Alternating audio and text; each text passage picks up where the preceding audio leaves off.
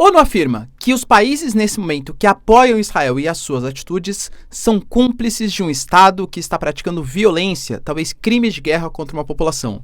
Além de tudo, garante que aqueles membros da UNIFIL, da missão de paz do Líbano, podem responder às tropas israelenses. Será que teremos um conflito direto entre os capacetes azuis e Israel?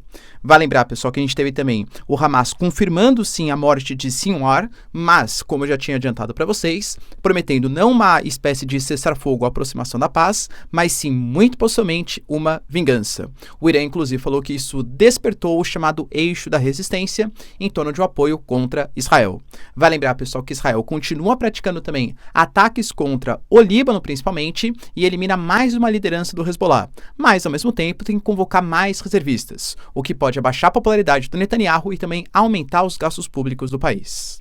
Falar um pouquinho também, pessoal, sobre a China, que tem um resultado positivo do seu PIB, mas que pode trazer algumas consequências negativas, não só para a China, mas também para o Brasil e para o mundo, entender aqui exatamente por quê.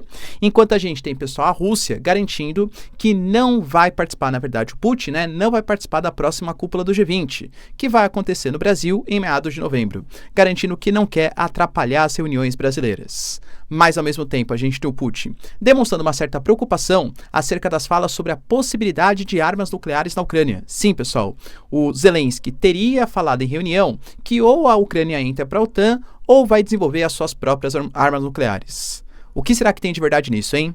Ao mesmo tempo, pessoal, a gente tem também notícias importantes sobre 10 mil soldados, 10 a 12, da Coreia do Norte entrando no solo russo, com a Coreia do Sul garantindo que isso já aconteceu. Enquanto isso, alguns países falam também sobre o plano da vitória apresentado pelo Zelensky com algum certo desdém. Vai lembrar, pessoal, que o Trump, candidato à presidência dos Estados Unidos, fala que o plano da vitória do Zelensky não tem boas ideias. E, aliás, culpa o presidente pela guerra Rússia e Ucrânia. Será que se o Trump vencer, pessoal, o Zelensky está enrascado?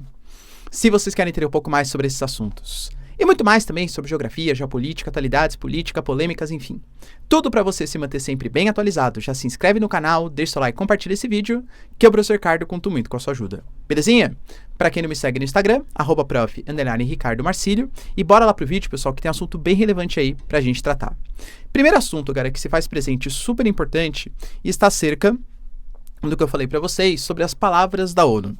A ONU, ela publicou um documento hoje que garante que Israel está sendo investigado por enfim, sabe o que eu tô falando, e por supostos crimes de guerra que teriam acontecido, segundo as investigações da ONU, claro, né? Nos ataques. A gente está falando, pessoal, de mais de 40 mil palestinos que foram mortos, contando ali crianças, mulheres, enfim, né? E vários civis que tanto não só na Palestina, na faixa de Gaza, da Cisjordânia, mas também no Líbano, na Síria e em outras posições do Oriente Médio. E aí o documento da ONU ele foi bem explícito. Ele garantiu, pessoal, que países que permitem que a ocupação ilegal de Israel, apesar das que permitem, né, que colaboram com essa ocupação ilegal de Israel, apesar das advertências de possíveis crimes de guerra e são cúmplices. Vale lembrar que esse documento ele vem embasado numa decisão da CIJ, da Corte Internacional de Justiça, que considera que Israel está ocupando ilegalmente territórios da Palestina desde 1967.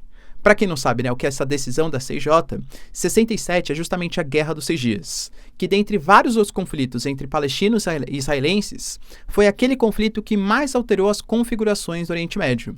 O Egito estava realizando operações militares, fechando posições geopoliticamente importantes em relação a Israel, e Israel alegava que havia possibilidade de um ataque conjunto, não vindo só do Egito, mas também de outras posições, não da Palestina, mas de vários países árabes locais.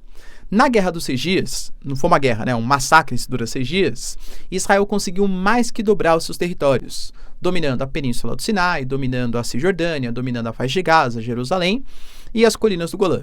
Desses territórios, o único que foi de fato integralmente devolvido foi a Península do Sinai para o Egito e a faixa de Gaza, mais ou menos, né? Mas agora aí com a ocupação ou cooperação militar.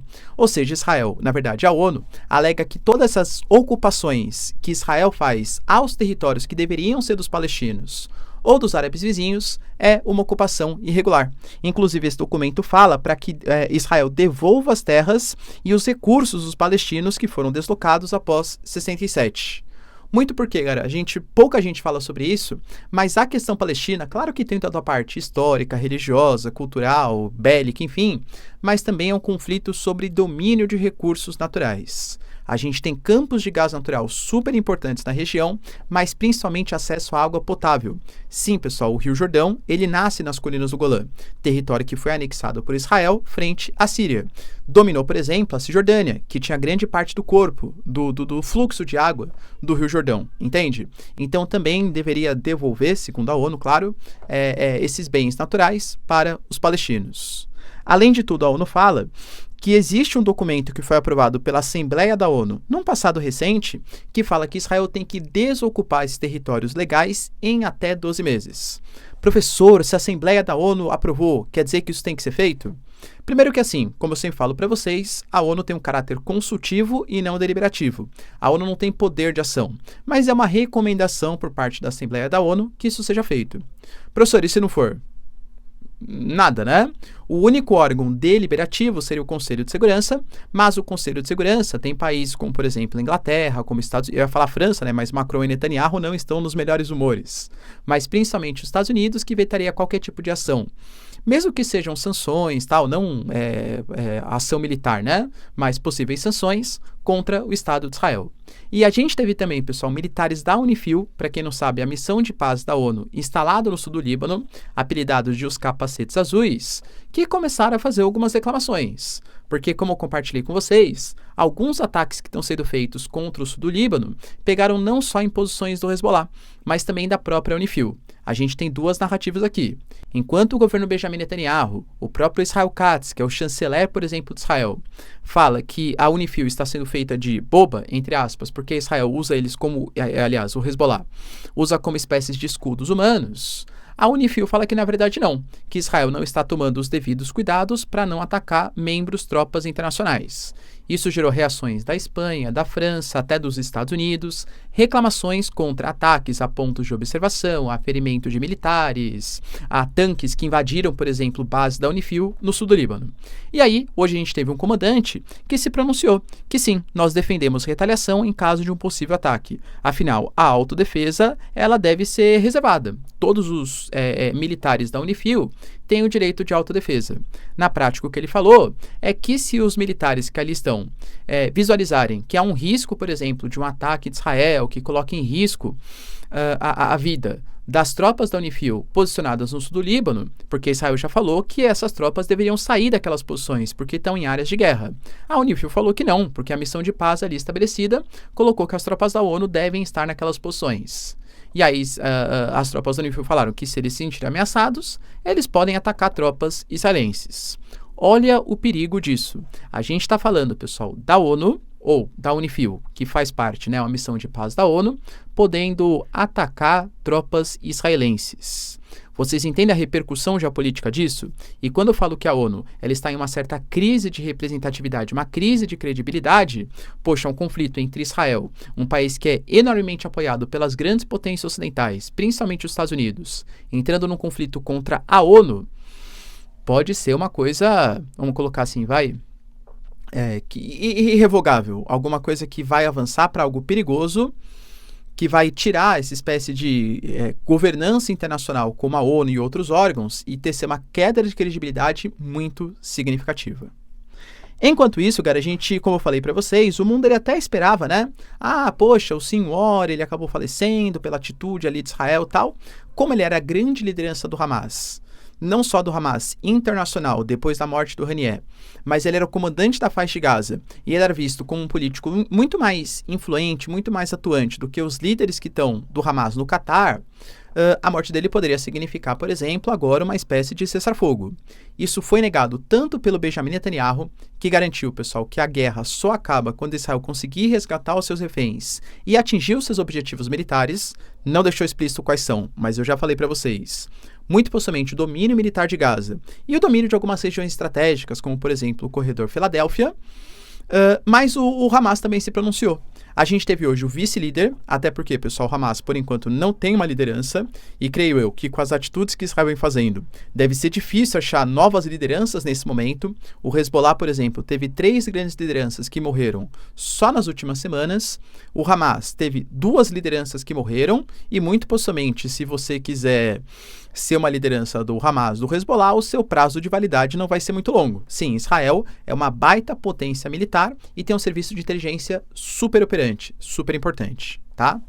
Então, o vice-líder, que não está na faixa de Gaza e está no Catar, ele deu os seus pronunciamentos.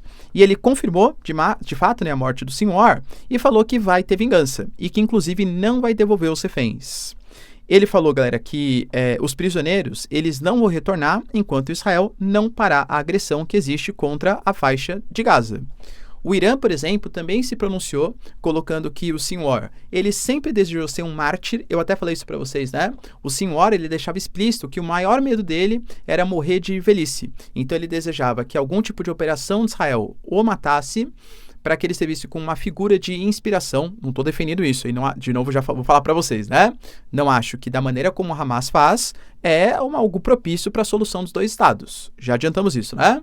Mas enfim, mas ele fala que deveria ser visto como uma espécie de mártir, enfim, um representante para os mais jovens. E o Irã falou sobre isso, que a eliminação do Sinwar reaquece o eixo da resistência, ou seja, membros como os Houthis, como o Hamas, como a Jihad Islâmica, como o Hezbollah, e serve de uma inspiração para os palestinos, pelo que o Sinwar representou, segundo a visão do Irã, para a luta do povo palestino. Mas, além disso, pessoal, a gente teve também Israel fazendo ataques contra o sul do Líbano. E esses ataques contra o sul do Líbano mataram mais um representante do Hezbollah. Não é o número 1 do grupo, mas é mais um representante. Além disso, das operações que aconteceram por terra, a gente ainda teve o anúncio que Israel está convocando mais reservistas. É claro, né, pessoal? Por exemplo, o Hezbollah, ele anunciou que agora eles estão numa nova fase do conflito, sem deixar claro muito bem também como que será essa nova fase do conflito. Eles divulgaram alguns números em relação à morte de comandantes e à morte de militares israelenses e falaram que esse número vai aumentar no futuro próximo. Não deixaram claro como e como vai ser essa resposta, tá? Mas enfim, Israel convocou mais reservistas. Precisa. E isso é muito impactante para Israel. Por quê? A gente está falando de novo, galera, de um país. Uma coisa são militares que vão lutar recebendo o seu soldo porque tem treinamento e coisa que vale. A gente está falando de um país, um reservista, por exemplo, eu sou reservista do Exército Brasileiro. Se o Brasil entrar num conflito, por exemplo, eu vou ter, caso seja convocado, e representar o Brasil. Eu não tenho treinamento militar. Claro que os reservistas brasileiros não são similares aos reservistas israelenses. Mas o que eu estou falando é que eu tenho família, tenho a minha opinião sobre eventuais conflitos, pode ser que eu concorde, pode ser que eu discorde, entende? Então Israel convocando mais reservistas impacta muito na força de trabalho, aumenta os gastos militares, faz com que menos pessoas contribuam para o PIB nacional, sejam professores, sejam economistas, sejam advogados, engenheiros e por aí vai. E claro, pessoal, mexe com a opinião pública. Porque, por exemplo, eu talvez não queira participar desse conflito, mas sou convocado. Meus pais, meu filho, familiares, pode ser que fiquem chateados com o governo. Poxa, como assim está convocando o Ricardo? Será que não dava para resolver de outra maneira? Entende? Então a pressão em cima do Benjamin Netanyahu, da opinião pública, do aumento dos gastos e da própria redução da força de trabalho, no momento em que Israel precisa aumentar os gastos em defesa, pode impactar na economia do país. E existem estudos que falam que Israel já vai ter que gastar cerca de 10% ou mais do seu PIB em defesa. Isso traz prejuízos econômicos, sociais e também políticos. A gente teve também, pessoal, notícias super importantes do PIB da China, que apresentou um crescimento nesse terceiro trimestre de 4,6%. E como eu sempre falo, acompanhar a economia da China talvez seja mais importante do que acompanhar a economia dos Estados Unidos, pelo menos, claro, para quem mora no Brasil. Hoje a China é o maior parceiro comercial do Brasil, vai lembrar. Só que a China ela vem atravessando momentos preocupantes da sua economia. Principalmente porque a China, ela crescia e cresce ainda, né? Baseado muito no ritmo de construção civil, o setor imobiliário representa uma fatia importante do PIB, baseado também no consumo da sua própria população e em produção industrial. E desses 3 setores, 2 estavam muito comprometidos, ainda estão, que é o setor imobiliário. A gente tem uma série de construtoras, por exemplo, que captam os investimentos dos chineses, pegam fundos de investimento e hoje tem uma série de imóveis que não tem ninguém para morar, as chamadas cidades fantasmas, e isso vem desacelerando o mercado imobiliário dos chineses, gerando uma deflação, uma queda dos preços, já que ninguém quer comprar. Já que não tem ninguém comprando, a China vai comprar menos cimento, a China vai comprar menos aço, vai comprar menos ferro, menos matéria-prima, e quando a gente fala de China, 1,4 bilhão de pessoas, é óbvio que isso vai impactar no preço das commodities, inclusive do Brasil, que é um grande exportador de commodities. Galera, para quem gosta um pouco mais de economia, é só você ver, por exemplo, ações como CSN, Usiminas, Vale, que variam de acordo com os dados divulgados pela economia chinesa. Parece que a China influencia mais do que o próprio Brasil aí, né, no preço do minério, no preço dessas ações. Só que a China, percebendo que ia para um caminho perigoso, eles têm uma meta de crescimento de pelo menos 5% ao ano, fez mega estímulos, isso no final de setembro. Anunciou estímulos gigantescos para a economia, com subsídios, com crédito facilitado, programas de construção, tudo isso para tentar incentivar a economia. A gente teve, na semana passada, o ministro das Finanças falando que ele vai aumentar significativamente a dívida para conseguir reativar o crescimento da China. A previsão é que sejam gastos 6 trilhões de yuan nos próximos 3 anos, só em captação de títulos públicos. Isso equivale a mais ou menos 840 bilhões de dólares em 3 anos em estímulos econômicos à economia chinesa. Claro, pode ser uma bolha, pode ser um crescimento artificial, pode, mas pelo menos em curto prazo é bom para a China. A previsão, galera, é que eles consigam crescer próximo ali de 4,6% do PIB esse ano e 4,5% é abaixo da meta, mas que não se me fala, né, galera? Professor, a China então está desacelerando a sua economia? Sim, mas entendam que quanto mais a China cresce, mais difícil é para a China crescer. Porque se você é uma economia pequenininha, você crescer 50% é fácil, né? Poxa, é um crescimento percentual. Se eu tenho 1, passo a ter 2, eu cresci 100%. Agora, se a China é uma economia de bilhões, trilhões de dólares, para ela conseguir continuar crescendo 10, 9, 8%, é muito mais difícil do que era no passado, quando era uma economia menor. Ou seja, isso deve trazer, pelo menos em curto prazo, bons sinais para o Brasil. E aliás, pessoal, sem falar aqui, né? Para quem não sabe, a Nomad é parceira aqui do canal e eu recomendo demais que vocês tenham acesso a essa conta internacional. Eu não recomendaria, tá, pessoal? Porque assim, eu penso muito em vocês. Pode ver que eu não divulgo coisas que não façam sentido para minha audiência, coisas que... Sabe o que eu tô falando, né? E já recebi algumas propostas nesse sentido. A Nomad é sensacional. É uma conta internacional que vai te dar acesso, pessoal, a dólares de uma maneira muito facilitada, com as menores conversões cambiais do mercado. Além de tudo, você consegue, utilizando ali, seja um cartão físico, um cartão digital, ter acesso, por exemplo, a mais de 180 países. Então, você vai fazer, por exemplo, uma viagem, você leva o seu cartão da Nomad e você paga com um dos menores IOFs do mercado. Compara aí com bancos tradicionais, tá? Cara, a diferença de taxa é absurda. Fora que você pode fazer os seus investimentos internacionais.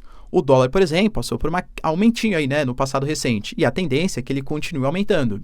Com a Nomad, você consegue ter acesso a títulos, ações e tal, com taxa de corretagem zero. Então, eu recomendo demais para vocês, pessoal. Além de tudo, utilizando o meu cupom Ricardo20, você tem acesso a até 20 dólares de cashback. Você faz a sua conversão cambial, 20 dólares na sua mão. De verdade, pessoal, tenho acesso, não recomendaria se não fosse bom, eu uso, e além de tudo, se você baixar com o meu link, você ajuda esse produtor aqui de conteúdo que vos fala, tá bom? Tamo junto, pessoal? Então, ó, troca de mão dupla aqui, acho que vai ser interessante para nós dois. Tamo junto? Então, bora continuar lá com o vídeo, galera. Outra notícia, galera, bem importante que a gente teve, está acerca das declarações do Putin. O Putin, ele anunciou que ele não vai vir para a cúpula do G20. Era uma coisa que eu já tinha meio que adiantado para vocês, né? Como assim, professor? A próxima cúpula do G20 ela vai ser realizada no Brasil e talvez seja uma das reuniões mais importantes da história do G20 pelas pautas que vão ser colocadas em discussão. O G20 é um organismo multilateral que consegue reunir hoje União Africana, União Europeia, Rússia, China, Índia. Talvez seja o único lugar assim, fora a ONU, claro, a Assembleia da ONU, em que a gente tenha decisões sendo tomadas pelos dois lados aí do planeta. E o Brasil, que é um país conhecido por ser interlocutor, por ser um país mediador, vai chamar essa reunião. Os principais pontos devem ser a fome e a reforma dos organismos multilaterais. ONU, FMI, Banco Mundial, dentre outras questões. E o Brasil convidou Putin. Só que o Putin, ele é condenado pelo Tribunal Penal Internacional por crimes de guerra, por ter supostamente, segundo as investigações ali do tribunal, separado os filhos dos seus pais e feito um processo de deportação de crianças. Independente se está certo ou não, fato é que ele é punido. Isso quer dizer que se ele pisasse no Brasil, o Brasil, como é signatário do Estatuto de Roma, deveria, e não é nem o Brasil o poder executivo, hein? É a justiça brasileira convocar a galera, prender o Putin e mandar ali para a corte de Haia. E isso, claro, professor, o Brasil ia prender o Putin? Eu duvido muito, né? O Mauro Vieira até falou, olha, não posso falar que não, porque não depende da gente. O Mauro Vieira é nosso chanceler, né? Depende da justiça brasileira. Então pode acontecer. Eu duvido que isso fosse acontecer. Imaginou prender o Putin? Não acho, não acho, né, galera, que isso fosse acontecer no Brasil. Mas enfim. E o Putin deu declarações falando que, claro, ele tem ótimas relações com o Brasil, que ele poderia assinar algum tipo de documento. Até o Brasil já tinha mandado, por exemplo, cartas para a própria ONU, colocando que não era o Putin que ia visitar, e sim o chefe de Estado da Rússia. Então, como o chefe de Estado teria essa imunidade, ele poderia visitar mesmo sendo um cara condenado pelo Tribunal Penal Internacional. Era o argumento brasileiro. A Mongólia também faz parte do TPI, e a Mongólia recentemente recebeu o Putin. Então, assim, só que, claro, seria uma reunião do G20. Imagina uma reunião do G20 que você tem o Putin com o Biden, com o Macron, com o Olaf Scholz. Seria assim, no mínimo, assim, interessante, né? O mundo estaria pelo menos interessado em ver essa reunião. O Putin falou, galera, que não tem interesse, né? Porque a visita prejudicaria os trabalhos do Brasil e que tem boas relações e poderia até assinar um documento. Mas também não faz muito sentido. Ou seja, ele vai mandar um representante. Vai lembrar que a Ucrânia, ela tinha pedido para o Brasil prender o Putin, caso o Putin viesse em direção ao território brasileiro, coisa que eu também não acho que o Brasil faria, como eu explicitei para vocês, tá? O Putin, ele falou isso enquanto ele estava respondendo algumas perguntas sobre a próxima cúpula dos BRICS. Era uma entrevista com alguns jornalistas ali. E eu diria que o que mais chamou a atenção, além da não participação, no G20 aqui no Brasil, foi acerca das declarações de uma possível arma nuclear do Zelensky. Como assim, né? A Ucrânia está desenvolvendo suas armas nucleares? Vamos explicar direitinho essa história, porque já recebi algumas perguntas sobre o assunto também, tá? Vocês sabem que o Zelensky, ele recentemente apresentou o seu plano da vitória. E o plano da vitória, ele conta com alguns pontos. 5 pontos principais, que é a cooperação econômica, ou seja, Estados Unidos e União Europeia devem cooperar com os ucranianos na área de minerais, recursos naturais, como a forma dos países europeus investirem na Ucrânia para a Ucrânia se reconstruir e também ser um bom negócio para os europeus, para os Estados Unidos. O plano foca também, pessoal, em uma adesão à OTAN, e esse é o ponto mais polêmico, porque não depende só do Zelensky, depende dos outros membros da OTAN, claro, tá? Fala também sobre defesas, ou seja, armas de longo alcance cedidas pelos países ocidentais, para que a Ucrânia impeça que zonas tampão sejam colocadas dentro do território ucraniano, o desenvolvimento de defesas também com tecnologias da OTAN, só que é equipamentos de defesa, artilharia, antiaérea, e também, pessoal, a promessa de uma reconfiguração militar da Europa, em que, em troca dessa ajuda que os países ocidentais dariam para a Ucrânia também teria o direito de colocar alguns militares para trocar experiências, enfim, em solo europeu. Os Estados Unidos reduziria a sua defesa da Europa e a Ucrânia substituiria esses militares americanos. Como eu já falei para vocês, é muito mais uma lista de desejos do que exatamente uma coisa factível. Cara, convenhamos que entrar para a OTAN, a própria Maria Zakharova falou, isso não é um plano da vitória, isso é um plano da guerra, porque se de fato isso acontecer, a OTAN vai estar em guerra contra a Rússia. E muitos países vêm dessa maneira também. Eu vou compartilhar para vocês daqui a pouco a visão do Robert Fico, a visão da Polônia, a visão do Viktor Orbán. Ah, professor, mas o Viktor Orbán e o Robert Fico da Eslováquia são contrários à Ucrânia. Concordo, mas a Polônia não é. E as declarações que estão sendo feitas pelos líderes europeus também não empolgaram muito em relação a esse plano da vitória do Zelensky. Mas enfim, galera, independente disso, né? Uma das questões que foram colocadas é que supostamente o Zelensky teria falado que ou ele entra para a OTAN ou ele vai desenvolver as suas próprias armas nucleares. O contexto disso vem da lógica do Memorando de Budapeste. Para quem não se lembra, talvez vocês não estivessem nem vivos, né? Não sei, tá? Mas em 1994, na verdade em 91, quando acabou a União Soviética, você tinha ali a Rússia e outras várias repúblicas que se separaram. E a Rússia, ou a União Soviética, tinham armas nucleares espalhadas em vários territórios. Inclusive a Ucrânia, naquele momento, era o terceiro país, excetuando Estados Unidos e Rússia, com maior arsenal nuclear. Por isso, Estados Unidos, com mediação dos ingleses e dos russos e os ucranianos, claro, assinaram o Memorando de Budapeste. A Ucrânia daria suas armas nucleares para a Rússia, com apoio dos Estados Unidos, só que em troca a Rússia prometia manter autonomia territorial. O senhor está me falando então que os Estados Unidos, eles apoiaram que a Rússia ficasse mais forte do ponto de vista nuclear? Por incrível que pareça, sim. Por quê, professor? Não faz nem sentido. Faz sim. Para os Estados Unidos, era melhor ter um país com armas nucleares, que a Rússia, já conhecemos, relações na época com Boris Yeltsin, do que ter vários países com a possibilidade de terem armas nucleares. Ucrânia, Letônia, enfim, né? Então, mais fácil deixar tudo na mão dos russos, que pelo menos a gente já conhece.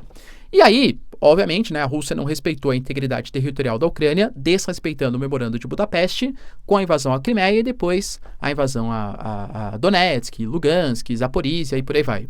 Então foi nisso que ele falou, tá vendo? A gente abriu mão das nossas armas nucleares e não tivemos. Então qual que é o nosso direito? É entrar para a OTAN, ter uma garantia, uma defesa militar, que é a entrada para a OTAN. Tanto que depois, galera, foi perguntado para ele, né, uma entrevista com o Mark Rutte, que é o novo líder da OTAN, e ele falou, olha, o memorando falhou, então a gente deve entrar para a OTAN. Não é que a gente está buscando desenvolver armas nucleares, a gente nem quer essas armas nucleares, mas nós queremos a participação na OTAN.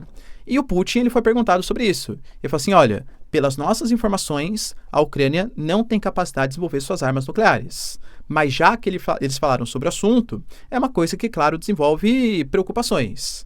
Penso eu, tá? Que só de ter saído essa faisquinha, a Rússia vai usar como justificativa para aumentar o aperto, aumentar o cerco, o que os ucranianos falaram em ter armas nucleares. Vocês vão deixar isso? O Zelensky tentou consertar. Ele falou assim, não era arma nuclear que eu falei. Eu falei que na época tiraram nossas armas nucleares. Agora a gente quer fazer parte da OTAN. Não acho que vai adiantar. Acho que vai ser mais um artifício usado pelos russos para pressionar os ucranianos. E aí, pessoal, será que o Zelensky conseguiria ter suas próprias armas? Claro, para isso deveria contar com inteligência, equipamentos tal dos ocidentais, né? Não acho também que Estados Unidos, União Europeia facilitariam o desenvolvimento de armas nucleares por parte da Ucrânia. Os Estados Unidos não quer nem na Coreia do Sul, que é um aliado muito mais confiável que os ucranianos, nem no Japão. Quem dirá na Ucrânia? A gente teve também, pessoal, o Robert Fico, como eu falei para vocês, que é o líder da Eslováquia, falando que a Ucrânia está convocando o mundo praticamente para uma terceira guerra mundial, no sentido, né? Segundo ele, que nesse momento a Ucrânia deve ser um país neutro em troca de garantias, que é a melhor maneira de estabelecer uma paz. Ele falou que ninguém quer uma terceira guerra mundial e que ele até entende o desejo do Zelensky, mas que a Ucrânia está perdendo em tudo. Então deveria considerar ceder alguns territórios para a Rússia e que inclusive os principais apoiadores do Zelensky estão perdendo pouco a pouco nas urnas. Considerando que os europeus que são mais intensos na ajuda ao território ucraniano vêm sendo substituídos por governos mais nacionalistas, contrários a essa ajuda à Ucrânia. A gente teve palavras da Polônia, por exemplo, que falou que não houve nenhum entusiasmo da Comissão Europeia, da própria OTAN, com esse plano da vitória. E o próprio Viktor Orbán colocando, cara, que na verdade é um plano, que é o da Hungria, né? Que na verdade é um plano da derrota, porque conduz o mundo a uma terceira guerra mundial. O próprio Trump, cara, ele deu uma entrevista em um podcast nos Estados Unidos, falando que nesse momento ele vê com enormes preocupações essa possibilidade do Zelensky continuar a guerra. E ele deixou bem claro, tá? E cada dia ele vai escalando um pouco mais as suas críticas. Toda vez ele fala que o Zelensky é o melhor vendedor do mundo, porque toda vez que ele vai para os Estados Unidos ele volta com bilhões de dólares. E agora colocou que o principal erro do Zelensky foi ter gerado a guerra Rússia e Ucrânia. Que ele até entende, os Estados Unidos vai ter que ajudar, ele fala assim, né, eu penso muito nos ucranianos que estão sofrendo. Mas o pior erro foi o Zelensky ter aceitado participar dessa guerra e não ter feito um acordo de mediação com Putin. Ou seja, ele coloca meio que o Zelensky como um corresponsável do conflito, que é uma visão totalmente oposta a Kamala Harris. E, aliás, no momento final aí da campanha eleitoral americana, eu diria que os pontos geopolíticos estão ficando bem díspares entre Kamala Harris e Trump.